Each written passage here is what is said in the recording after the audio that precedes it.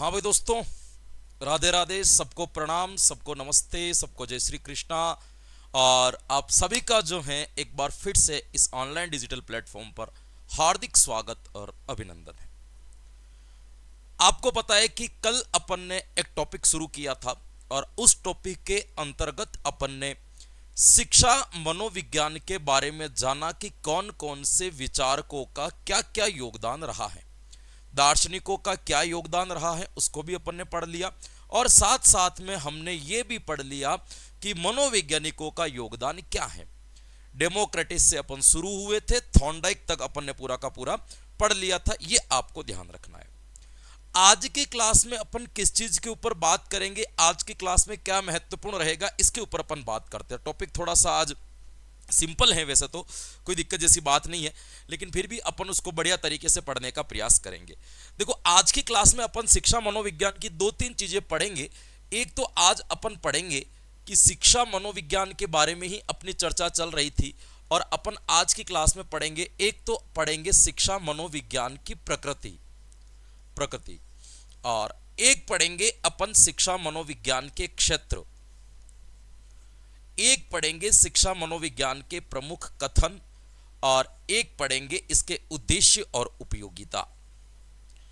उद्देश्य और उपयोगिता, इन चारों टॉपिक को आज की क्लास में ही हमें क्या करना है, कवर करना है। तो थोड़े कंसंट्रेट होकर के रहें और अपन आराम से जो है इसको 40-45 मिनट के अंदर कवर कर लेंगे।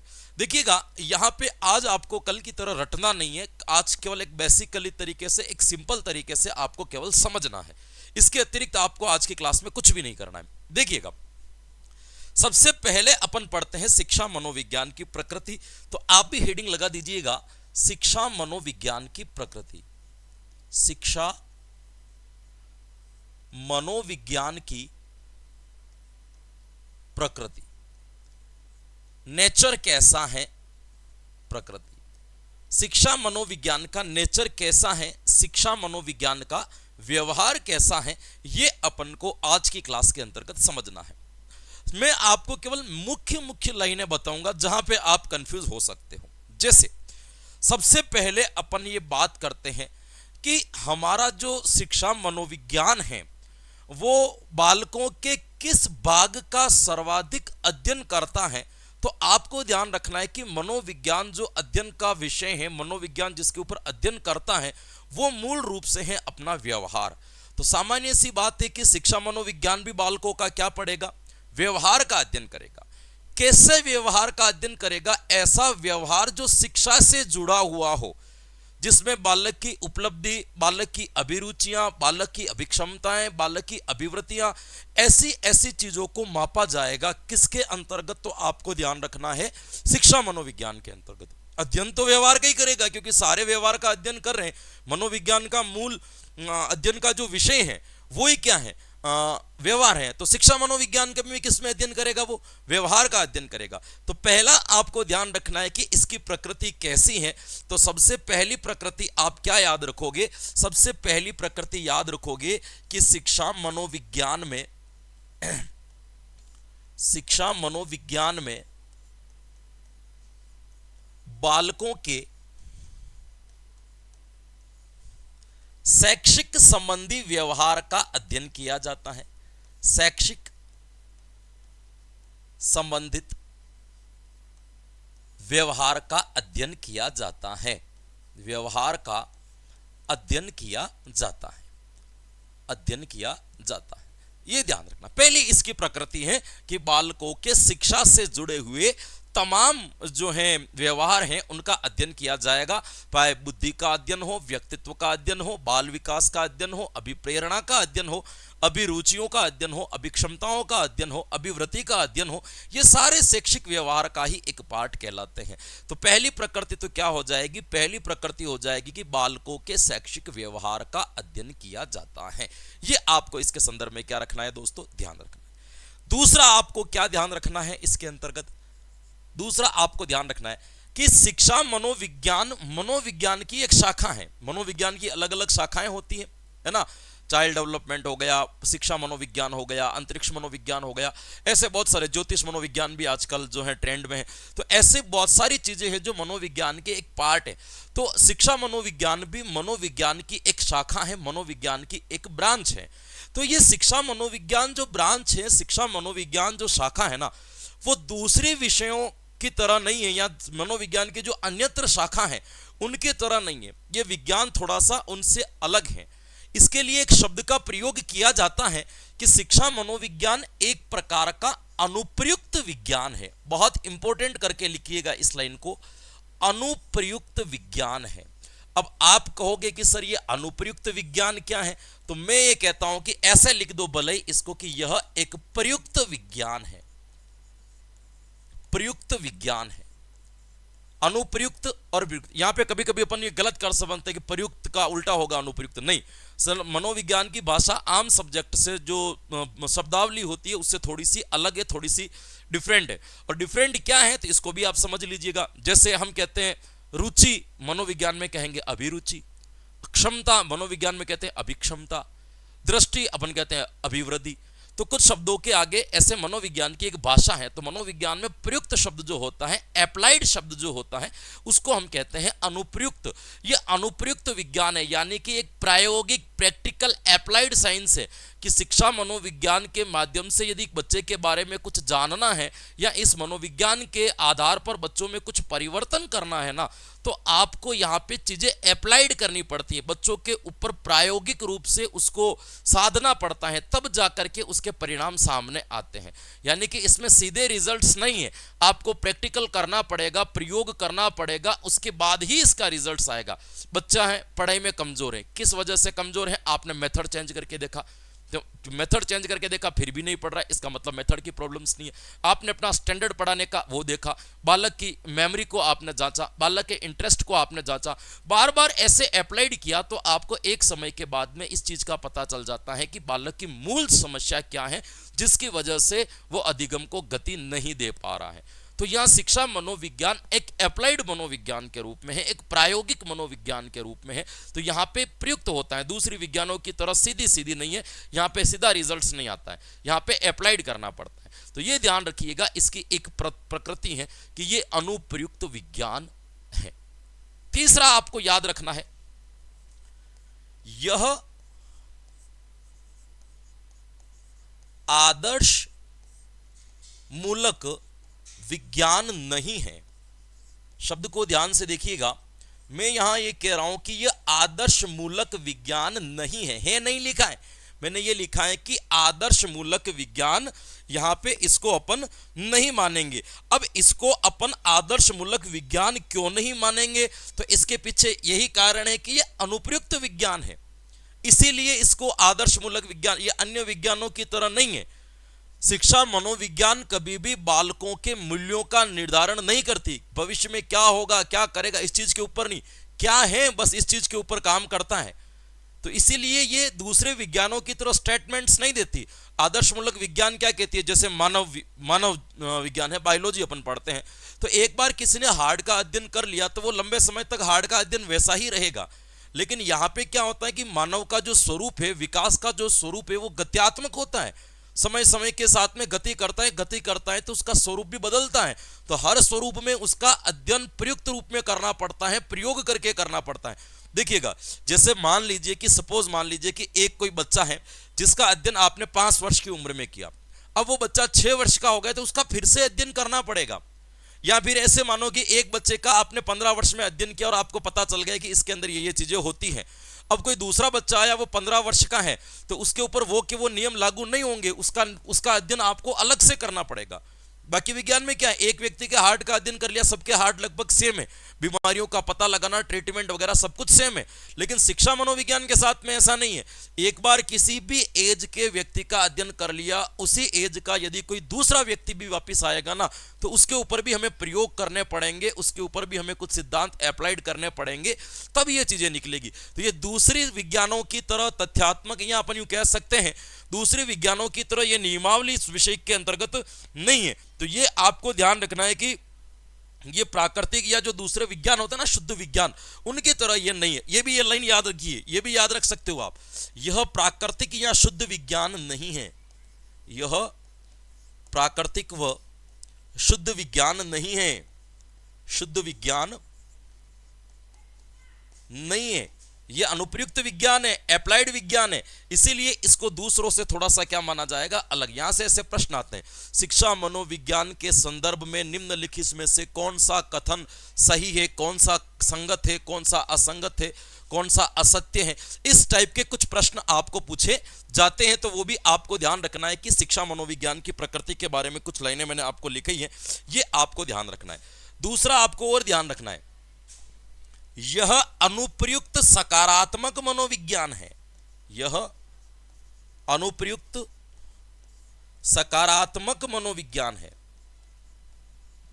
सकारात्मक मनोविज्ञान है, सकारात्मक विज्ञान है। अब आप ये कहोगे कि सर सकारात्मक क्या है, यहां पे नेगेटिव कुछ भी नहीं है, यहां पे सब पॉजिटिव है। कैसे कि कोई भी बच्चा आप लेकर के आए, बच्चे के अंदर किसी भी प्रकार की कोई व्यवहारात्मक दिक्कत है, कोई समस्या है, तो यहां पे पॉजिटिव है, समाधान है उसका। मनोविज्ञान, शिक्षा मनोविज्ञान में नहीं शब्द नहीं है कि ये बच्चा अब इस एज में आ गया, ये तो सीख ही नहीं सकता। जैसे डॉक्टर कहते ना इलाज करते अब ये नहीं जी सकता, ये नेगेटिव है। अपने यहाँ पे नेगेटिव कुछ भी नहीं है, प्रयोग करेंगे उसके रिजल्ट हमेशा सकारात्मक ही आते हैं। इसीलिए इसको पॉजिटिव साइकोलॉजी के अंतर्गत या पॉजिटिव साइंस के अंतर्गत ऐड किया गया है। भले ही ये प्राकृतिक मनोविज्ञान नहीं है, भले ही शुद्ध विज्ञान नहीं है, भले ही आदर्शमूलक विज्ञान नहीं है, लेकिन दूसरी विज्ञान से बेहतर है, क्योंकि इसका एक सबसे बड़ा पॉइंट है, वो क्या है कि ये एक प्रकार का सकारात्मक विज्ञान है, एक प्रकार का पॉजिटिव विज्ञान है। इसीलिए अपन ये कह सकते हैं कि इस विज्ञान के बारे में कि ये जो है कभी भी किसी भी प्रकार के गलत रिजल्ट्स नहीं देता। इससे आप कुछ भी करोगे तो उसके रिजल्ट्स क्या है, उसके ऊपर ही दोस्तों ये काम करेगा। दोस्तों ये आपको क्या रखना है, ध्यान रखना है।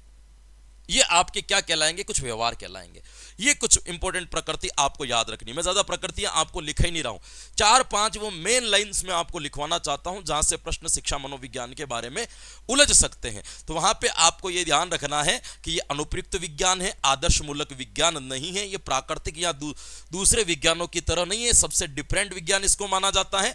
और ये एक प्रकार का, किस प्रकार का विज्ञान है, तो क्या याद रखोगे, यह एक प्रकार का सकारात्मक विज्ञान है, ये आपको ध्यान रखना है। ठीक है दोस्तों, इसके अलावा अपन और भी कुछ चीजें इसके बारे में लिख सकते हैं कि इसमें अपन किस किस चीज का अध्ययन करते हैं। तो ध्यान रखना है, एक इसके अंदर अपन अध्ययन करते हैं बाल विकास, व्यक्तित्व, बुद्धि, अभिप्रेरणा, अभिरुचि,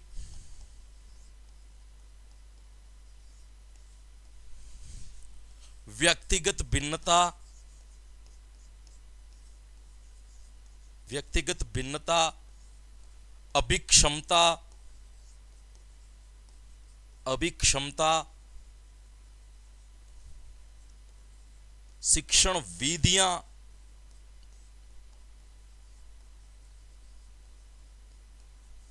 आदि का अध्ययन, आदि का अध्ययन। ये कुछ पॉइंट्स हैं जिसके माध्यम से हम क्या करते हैं दोस्तों, अध्ययन करते हैं। तो हम बाल विकास का वैज्ञानिक अध्ययन करते हैं, व्यक्तित्व का वैज्ञानिक अध्ययन, बुद्धि, अभिप्रेरणा, अभिरुचि, व्यक्तिगत भिन्नता, अभिक्षमता जैसे टॉपिक जो है, इसके ऊपर अपन एक मनोवैज्ञानिक तरीके से, एक वैज्ञानिक तरीके से अध्ययन करके इसका हम क्या निकालते हैं, समाधान निकालते हैं। ये बात आपको यहां पर समझ में आ गई होगी, यहां तक एक बार आपके क्लियर हो गया होगा। चलिएगा आगे बढ़ते हैं और दूसरी चीज पढ़ते हैं, इसके प्रमुख क्षेत्र। हेडिंग लगाना, शिक्षा मनोविज्ञान के प्रमुख क्षेत्र। शिक्षा मनोविज्ञान के क्षेत्र, शिक्षा मनोविज्ञान का एरिया क्या है, शिक्षा मनोविज्ञान का क्षेत्र क्या है कि जिस पर हमारा मनोविज्ञान अध्ययन करता है या जिस पर हमारा मनोविज्ञान, शिक्षा मनोविज्ञान काम करता है। तो देखिएगा, मैं आपको बहुत सिंपल तरीके से पढ़ाता हूं। यहां पे मैं लिख देता हूं शिक्षा मनोविज्ञान का क्षेत्र, शिक्षा मनोविज्ञान के क्षेत्र। अब देखिएगा, अपन बहुत एक डायग्राम के माध्यम से इसको पूरा का पूरा समझ लेंगे और एक 5 मिनट आपको ये क्षेत्र याद करने में नहीं लगेंगे। देखिएगा, सबसे पहले आपको ये ध्यान रखना है कि हम जब भी शिक्षा मनोविज्ञान को पढ़ते हैं, जब भी शिक्षा मनोविज्ञान के बारे में पढ़ते हैं, तो यहाँ पे सबसे केंद्र में जो रहता है वो छात्र रहता है, स्टूडेंट्स रहता है। तो शिक्षा मनोविज्ञान का पहला क्षेत्र क्या हो जाएगा? शिक्षार्थी, बालक। पहला क्षेत्र यहां पे मैं क्या लिख देता हूं दोस्तों? पहला क्षेत्र हो जाएगा शिक्षार्थी, या अपन इसको और भी एक सिंपल नाम और दे सकते हैं, वो दे सकते हैं अधिगमकर्ता। अधिगमकर्ता यानी कि शिक्षा मनोविज्ञान एक तो किसका अध्ययन करेगा, इसका एरिया जो है उसमें सबसे पहले आता है शिक्षार्थी। बालक कैसे पढ़ता है, बालक कैसे सीखता है, बालकों का विकास कैसे होता है, कौन कौन से वातावरण के ऐसे घटक हैं जो बालक के विकास को प्रभावित करते हैं, यह सब हम बालक के बारे में पढ़ते हैं कि बालक में क्या बदलाव होते हैं, बालक को कैसे बदला जाता है, बालकों की क्या समस्याएं होती हैं। ये सबसे शिक्षा मनोविज्ञान का पहला एरिया जो आता है वो कौन आता है? शिक्षार्थी। तो एक तो ये शिक्षार्थी के संदर्भ में तो पहला क्षेत्र क्या कहलाएगा? शिक्षार्थी, या अपन इसको क्या कह देंगे? अधिगमकर्ता। दूसरा इसका जो सबसे बड़ा क्षेत्र आता है वो क्या आता है दोस्तों? अधिगम देने वाला कौन? शिक्षक, या इसको अपन क्या कहेंगे? अधिगम प्रदाता। अधिगम प्रदाता, अधिगम कराने वाला शिक्षक।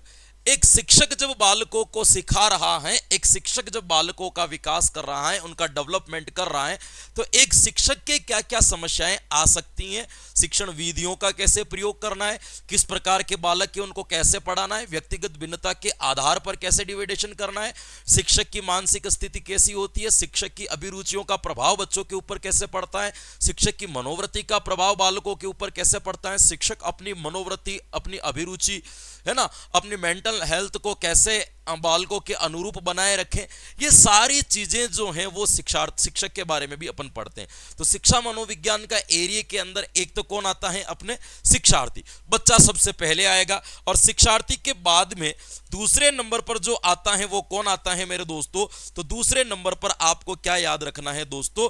दूसरे नंबर पर आता है आपके शिक्षार्थी। तीसरे नंबर पर क्या आता है? अधिगम की परिस्थिति। अधिगम की परिस्थिति, परिस्थिति, अधिगम की परिस्थिति। तीसरा कारण है अधिगम की परिस्थिति का मतलब क्या हो गया कि आप बच्चों को किस जगह पर सिखा रहे हो, एनवायरमेंट क्या है।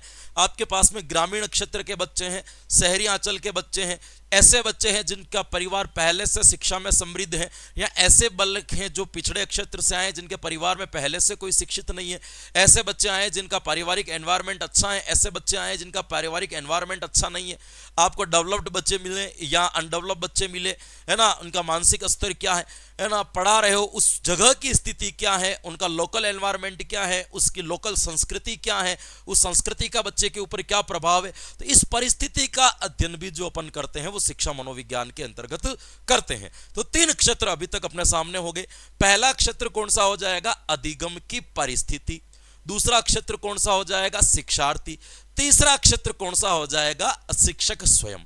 चौथा क्षेत्र आता है अधिगम की प्रक्रिया, प्रोसेस, लर्निंग प्रोसेस। अधिगम की प्रक्रिया, अधिगम की प्रक्रिया।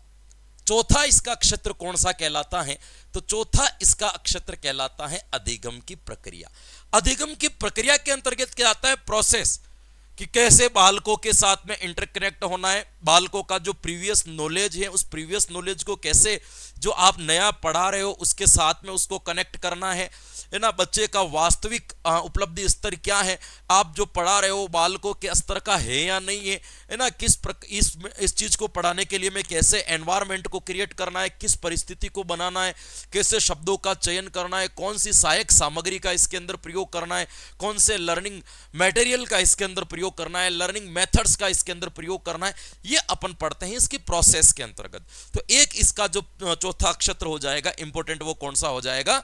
अधिगम की प्रक्रिया। तो यहां आपको यह ध्यान रखना है कि पहला क्षेत्र कौन सा हो गया? तो पहला क्षेत्र हो गया मेरे दोस्तों, पहला क्षेत्र हो गया आपके शिक्षार्थी, दूसरा कौन सा हो गया? शिक्षक, तीसरा कौन सा हो गया?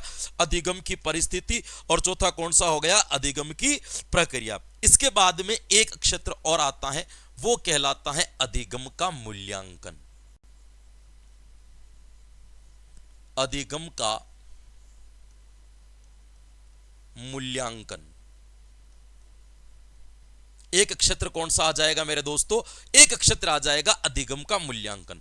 यानी कि मूल्यांकन का अध्ययन भी शिक्षा मनोविज्ञान करता है कि आपने जो बच्चों को पढ़ाया, आपने जो बच्चों को सिखाया, जो आपने पढ़ाया, जो आपने सिखाया, उसको बालक किस स्तर तक सीख पाया है, इसका आपको जांच करनी पड़ती है, जिसको अपन कहते हैं मूल्यांकन। तो आपने जो उद्देश्य बना करके बच्चों को पढ़ाया है, जो उद्देश्य आपने निर्माण किया है, जो बच्चों के अंदर आप परिवर्तन लाना चाहते थे, आपके पढ़ाने के बाद बच्चे के अंदर वो परिवर्तन आया है या नहीं आया है, बच्चा वो सीख पाया है या नहीं सीख पाया है, अगर सीख गया है तो कितना सीख गया है, ये सब कुछ जो अपन अध्ययन करते हैं वो किस में आता है? मूल्यांकन। तो शिक्षा मनोविज्ञान का एक क्षेत्र जो हो जाता है वो कौन सा हो जाता है मेरे दोस्तों? वो हो जाता है आपका मूल्यांकन भी हो जाएगा। तो अधिगम कर्ता के बाद जो अपना क्षेत्र बनता है वो कौन सा बन जाता है मेरे दोस्तों? वो बन जाता है आपके मूल्यांकन।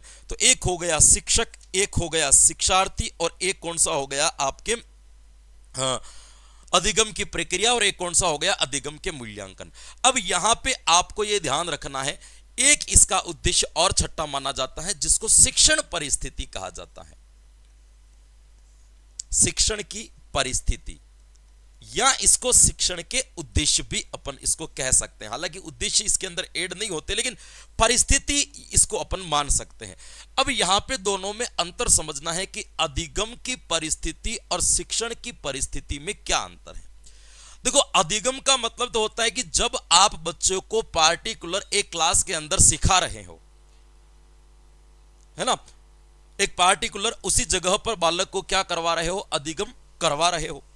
और वहां पे आपका जो इसका जो मतलब हो जाता है आपके अधिगम शिक्षण की परिस्थिति का जो मतलब हो जाता है वो क्या हो जाता है मेरे दोस्तों? शिक्षण की परिस्थिति का यहां पे जो मतलब होता है वो होता है कि बच्चा विद्यालय के अंदर है, अब प्रार्थना करवा रहे हो, आप बच्चों को खेल खिला रहे हो, बच्चों से कोई अन्य गतिविधि करवा रहे हो, पार्टिकुलर कोई अधिगम नहीं करवा रहे हो, तो वो सब शिक्षण परिस्थिति में आता है। एक तो क्लास में आप बच्चे को पढ़ा रहे हो, लेकिन पढ़ाने के सिवाय तो भी बच्चे उस एनवायरनमेंट के अंदर कुछ न कुछ तो गतिविधि कर रहे हैं, वो गतिविधि जो आती है वो शिक्षण परिस्थिति में आती है। तो हमारा एक क्षेत्र जो और उभर करके आता है उसका नाम क्या हो जाता है मेरे दोस्तों?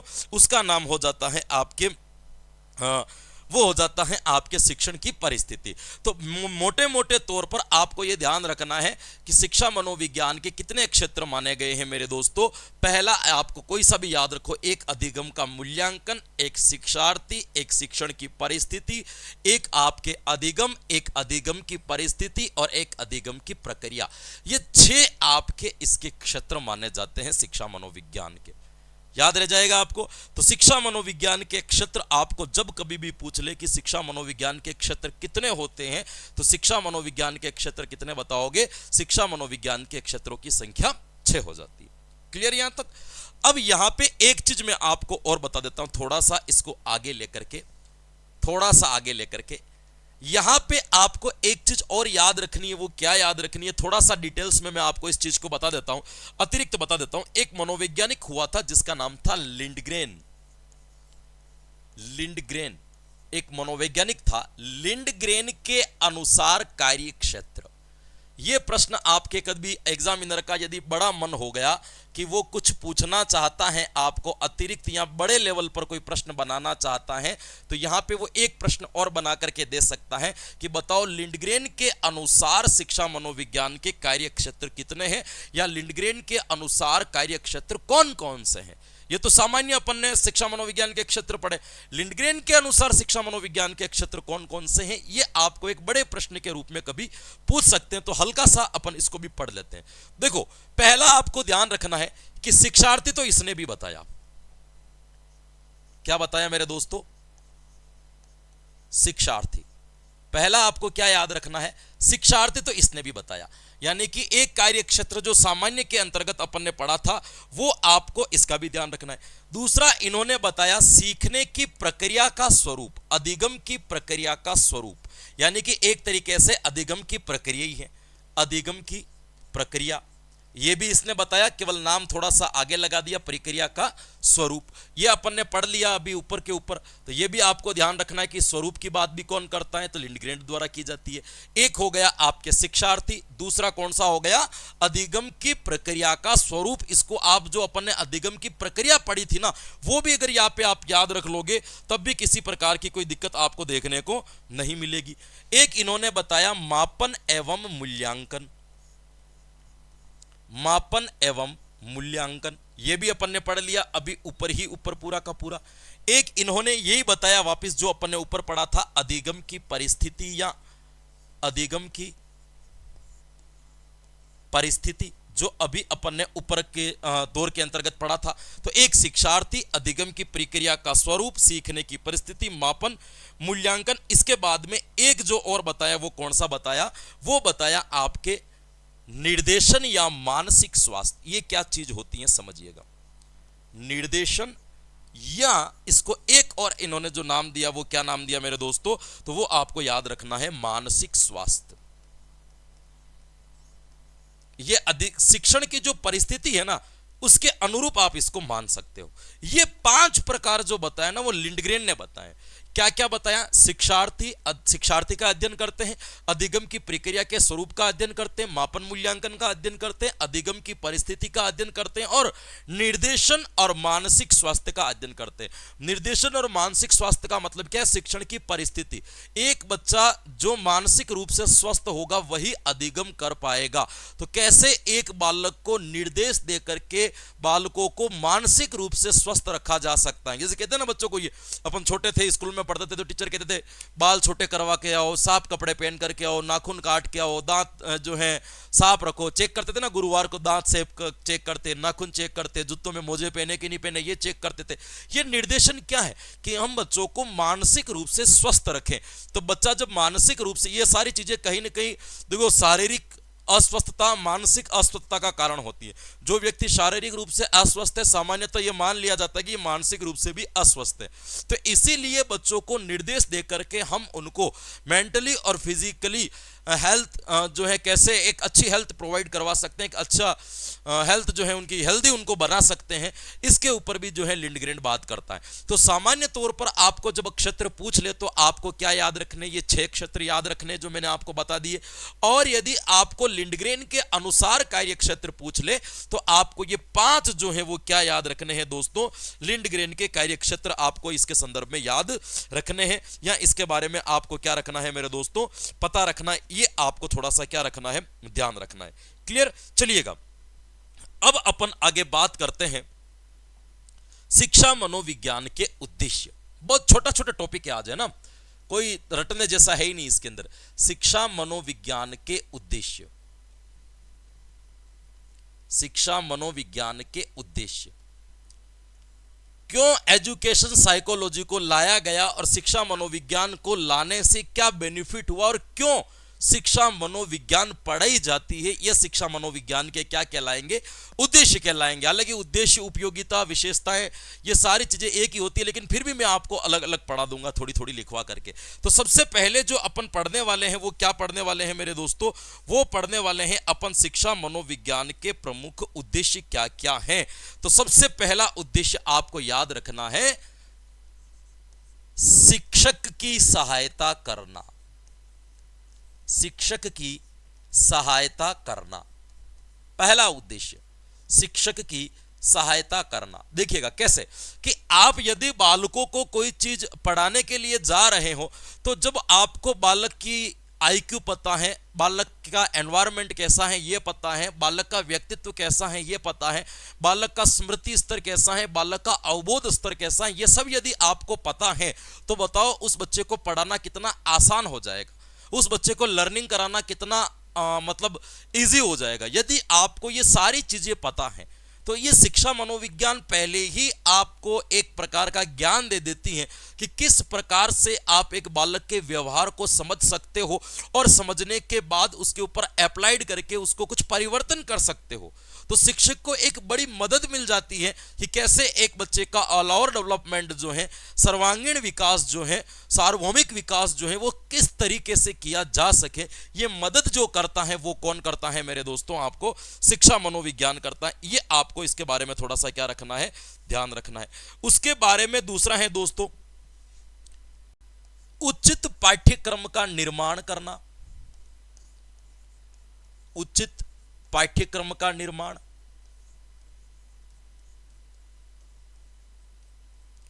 उचित पाठ्यक्रम का निर्माण करना। अब उचित पाठ्यक्रम का निर्माण कैसे, हमें क्या दिया जाता है कि हम सारे बच्चे को कॉमन मान करके पाठ्यक्रम का निर्माण करते हैं। मनोविज्ञान हमेशा इसके खिलाफ रहा है। मनोविज्ञान ये कहता है कि पाठ्यक्रम जो है वो बालकों के अनुरूप होना चाहिए। जैसे देखिएगा, दो बच्चे ऐसे हैं जो 9th क्लास में पढ़ते हैं। एक बच्चा शहर में पढ़ रहा है, एक बच्चा दूर दराज गांव में पढ़ रहा है। जो शहर में पढ़ रहा है उसको पढ़ाने वाले 15 टीचर हैं या 10 टीचर हैं। जो गांव में पढ़ रहा है उसको पढ़ाने वाले 1 या 2 टीचर हैं। अब बताओ, एक वही बच्चा जिसको वही सिलेबस 10 टीचर मिलकर के पढ़ा रहे हैं, एक वही बच्चा उसी क्लास में पढ़ता है, वही सिलेबस उसको 2 टीचर मिलकर के पढ़ा रहे हैं, तो क्या इन दोनों बच्चों का समान विकास हो पाएगा? नहीं हो पाएगा। क्यों नहीं हो पाएगा? क्योंकि शहर वाले बच्चे को अलग एनवायरनमेंट मिला है, अलग कल्चर मिला है, अलग पारिवारिक वातावरण मिला है, उसका मानसिक स्तर, उसका शारीरिक स्तर पूरा डिफरेंट है। ग्रामीण वाले बच्चे का पूरा डिफरेंट है। उनको सेम सिलेबस यदि जकड़ दिया जाए, सेम चीज दे दी जाए, अब इसके पास में शिक्षक भी ज्यादा है, उनके पास में शिक्षक भी कम है।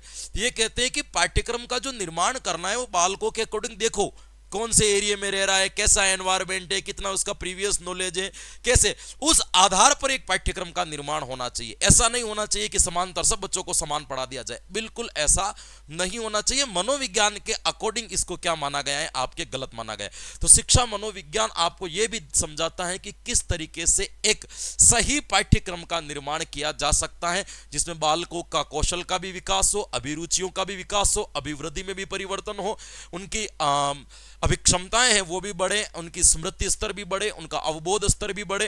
ये सारी चीजें जो होती है, उसका नॉलेज ज्ञान स्तर भी बढ़े। ये सारी चीजें जो होती है वो आपको कौन सिखाती है? शिक्षा मनोविज्ञान सिखाती है। तो एक क्या हो जाएगा, आपको उचित पाठ्यक्रम के निर्माण करने में भी ये आपको क्या करता है दोस्तों, मदद करता है। ये भी ध्यान रखना है। उचित शिक्षण विधियों के चयन में सहायक। उचित शिक्षण विधियों के चयन में सहायक।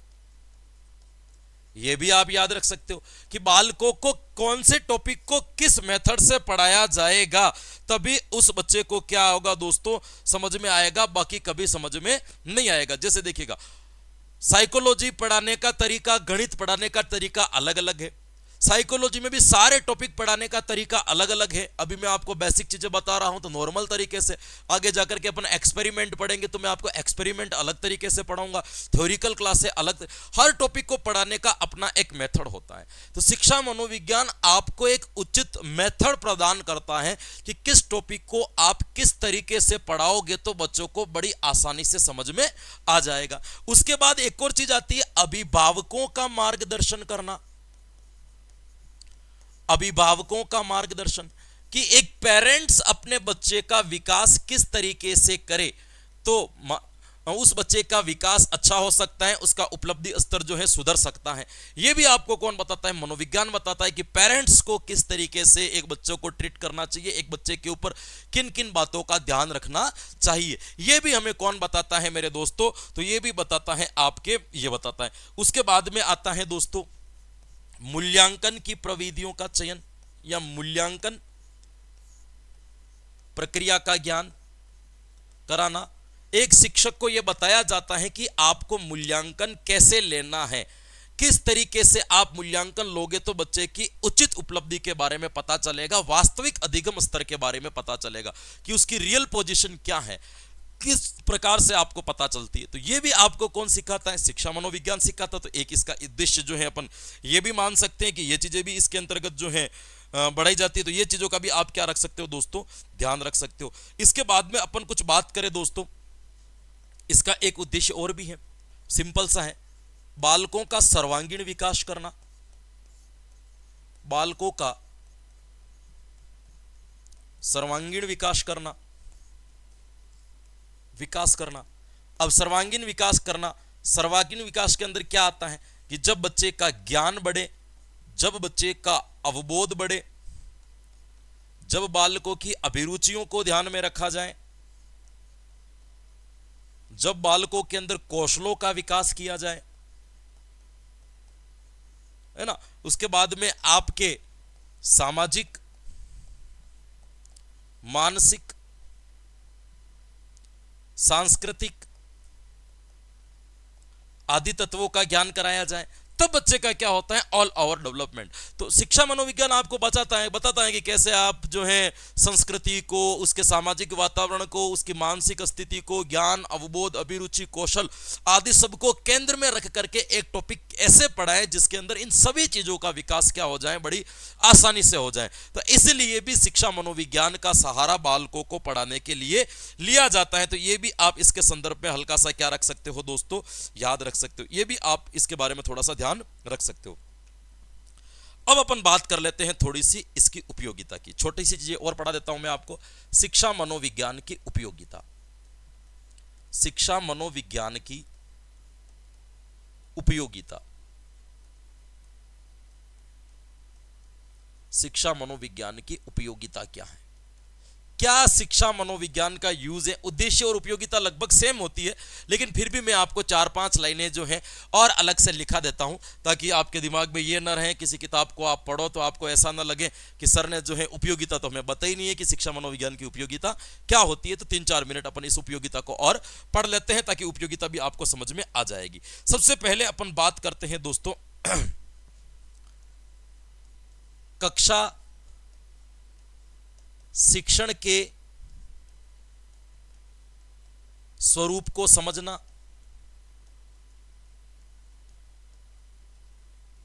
है ना। आपको अगर साइकोलॉजी है तो कक्षा में आपको बच्चों को कैसे पढ़ाना है, तो आप इस चीज को क्या कर सकते हो, समझ सकते हो। बालकों के व्यवहार को समझना, बालकों के व्यवहार को समझना,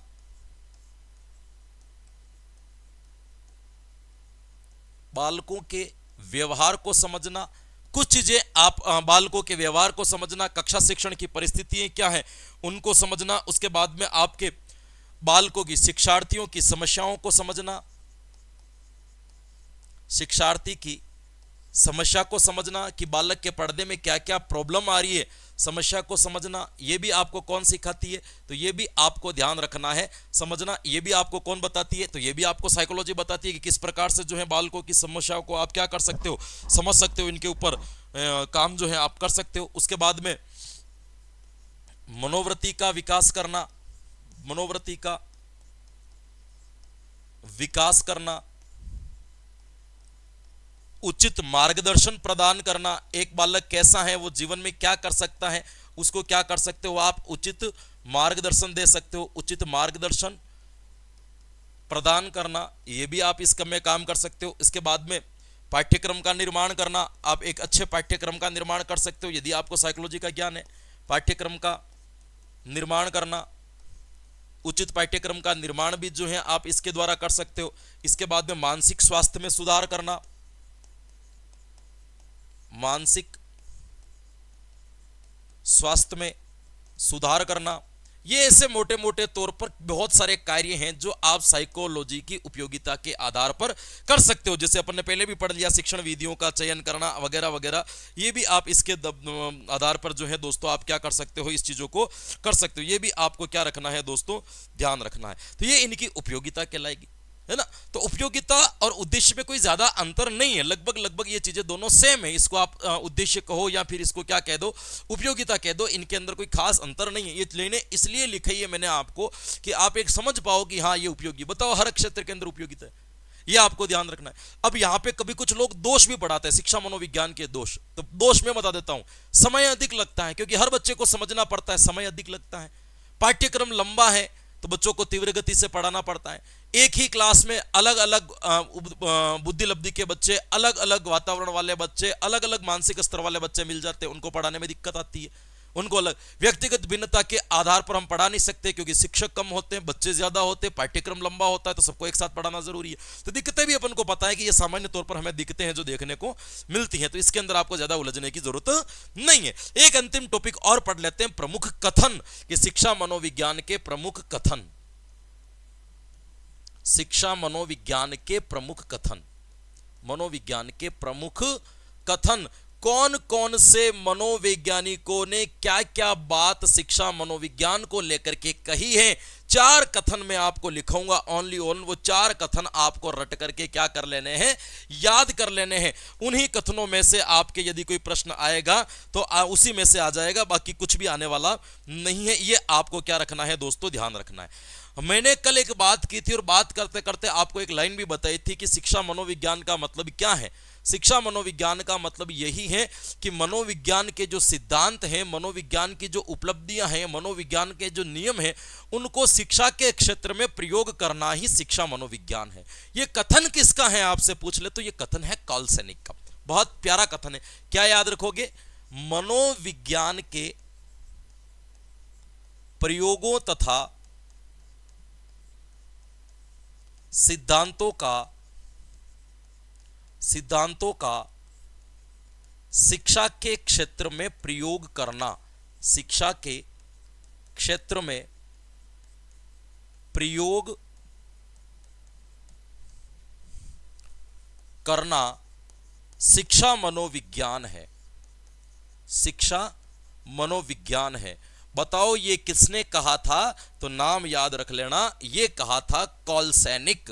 किसने कहा था दोस्तों, कार्ल सैनिक का ये कथन है जो इंपोर्टेंट करके आप कार्ल सैनिक, ये वही कार्ल सैनिक है जिसने प्लेटो को मनोविज्ञान का जनक माना था, अरस्तु को मनोविज्ञान के जनक के रूप में स्वीकार नहीं किया था। वही कार्ल सैनिक ये कथन कहता है, क्या कथन कहता है, कि मनोविज्ञान के सिद्धांतों को, मनोविज्ञान के प्रयोगों को जब अपन शिक्षा के क्षेत्र में प्रयोग कर लेते हैं तो दोस्तों आप जो उसी को क्या कहा जाएगा, शिक्षा मनोविज्ञान कहा जाएगा। ये आपको क्या करना है दोस्तों, ध्यान रखना है।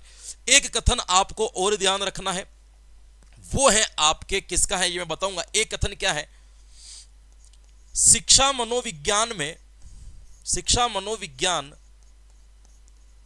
जन्म से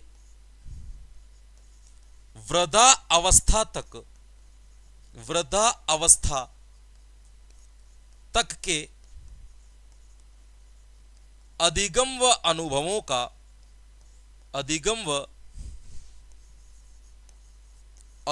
का वर्णन या व्याख्या करता है, वर्णन या व्याख्या करता है। यानी कि बालक के जन्म से लेकर के जब तक बालक बूढ़ा हो जाएगा तब तक उसने क्या क्या सीखा है, कैसे कैसे सीखा है, किस किस तरीके से सीखता है, इन सब का वर्णन और व्याख्या शिक्षा मनोविज्ञान में की जाती है। यह कथन किसका है, तो यह कथन याद रखना है क्रो व क्रो। किसका कथन है मेरे दोस्तों, यह एक परिभाषा किसने दी थी कि जन्म से लेकर वृद्धा अवस्था तक के सीखने या अनुभवों का वर्णन या व्याख्या करता है।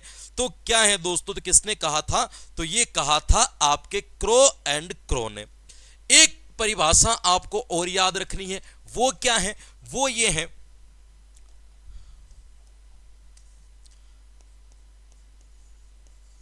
शिक्षा मनोविज्ञान की वह शाखा है जो शिक्षण व अधिगम से संबंधित है, जो शिक्षण व अधिगम से संबंधित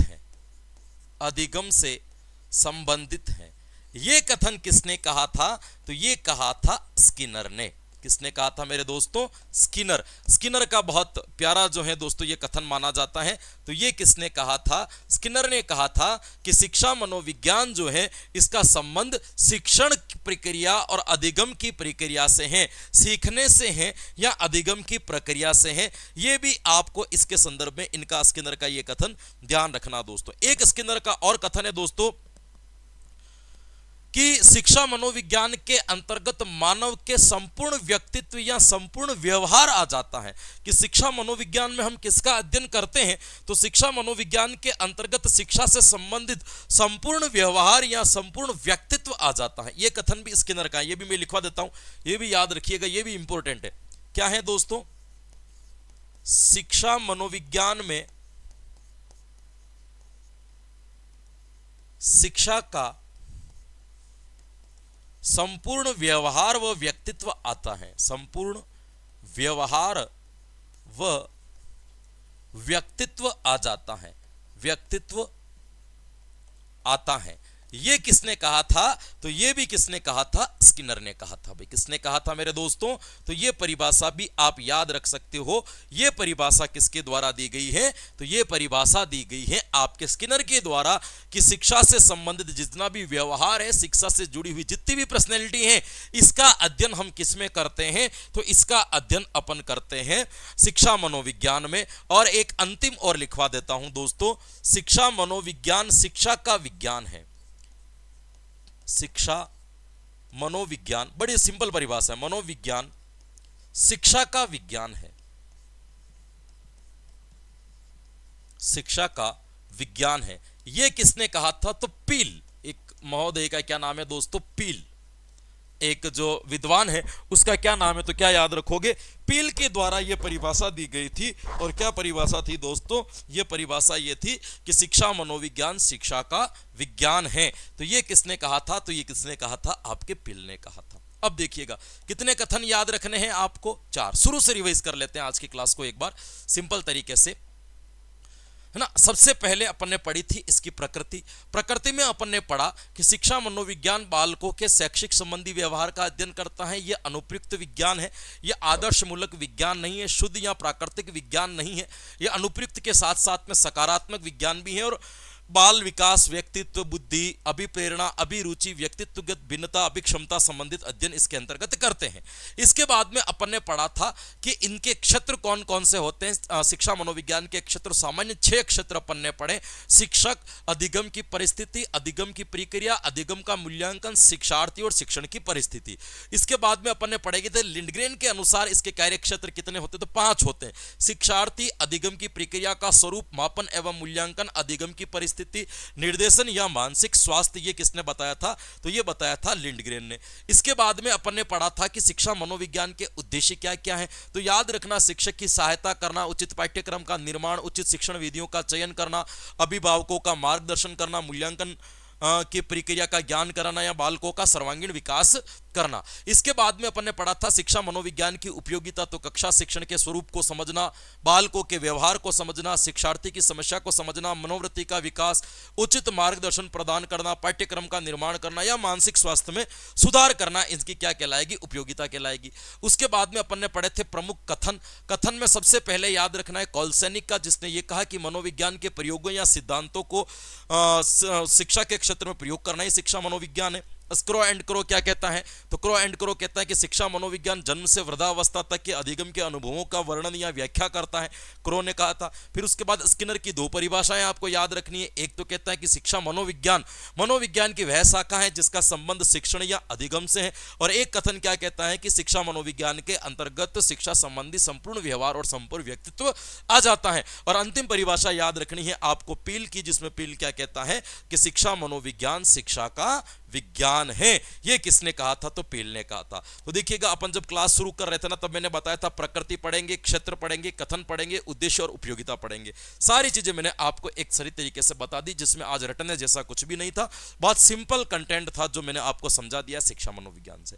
आगे की कक्षा में अपन शिक्षा मनोविज्ञान की विधियों के बारे में चर्चा करेंगे, जो नेक्स्ट क्लास अपन जो कुछ भी होगी उसके अंतर्गत पढ़ेंगे। तो मेरे हिसाब से आपको एक बढ़िया तरीके से समझ में आ गया होगा कि शिक्षा मनोविज्ञान क्या है और शिक्षा मनोविज्ञान के कल अपन ने इसके थिंकर्स पढ़े थे, आज जो है अपन ने इसके बारे में पढ़ा। तो आज क्लास के अंतर्गत मुझे भी पता है कि कुछ इतना इंटरेस्टिंग नहीं था, लेकिन पढ़ाना जरूरी है क्योंकि कभी कभी यहां से भी प्रश्न उठ करके आ जाए। तो मैंने बहुत शॉर्ट एंड स्वीट तरीके से मैं सिलेक्टेड कंटेंट आपको पढ़ा रहा हूं, सब कुछ नहीं भर रहा हूं, ये ध्यान रखिएगा ना। बहुत चूज कर करके आपको पढ़ा रहा हूं, तो बिल्कुल आप पढ़ते रहें, अपनी तैयारी को मजबूत करें। तो यकीनन आज की क्लास में जो कुछ भी पढ़ा, सीखा, जाना, समझा, कहीं ना कहीं आपके जीवन में उपयोगी, लाभकारी, हितकारी सिद्ध होगा, ऐसा मैं आशा, ऐसा मैं विश्वास करता हूं। तो हंसते रहे, मुस्कुराते रहे, प्रसन्नचित रहे, आनंद में रहे, मजे लेते रहे, लेकिन साथ साथ में अपनी तैयारी को भी जोरों और शोरों से जारी रखें। कल फिर मिलेंगे कुछ नए कंटेंट के साथ में, तब तक के लिए मुझे दीजिए आज्ञा। Thank you so much. Radhe Radhe and जय हिंद।